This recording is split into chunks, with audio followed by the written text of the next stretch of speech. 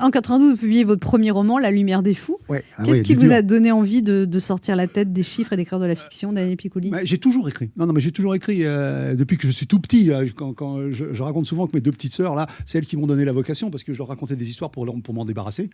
Ouais, je racontais une histoire et puis comme ça, je pouvais... Elles sont grandes, vos petites sœurs, maintenant. Ouais, aujourd'hui, mais et toujours, je leur dis que c'est grâce à elles parce que elles m'ont donné le goût des histoires et j'ai compris fondamentalement que les histoires, c'était pas simplement une fabrique d'histoires, ça fabriquait de la liberté. Quand vous avez réussi, grâce à une histoire, à vous débarrasser de vos sœurs, vous trouvez que c'est pas mal comme activité. Je vous assure.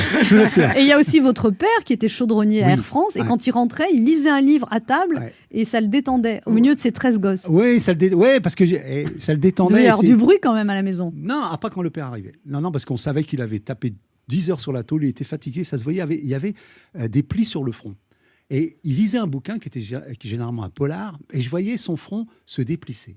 Et moi, je me disais, putain, il y a un gars qui a écrit, un homme, une femme, qui ont écrit un bouquin qui déplisse le front de mon père. Plus tard, je vais être déplisseur de front.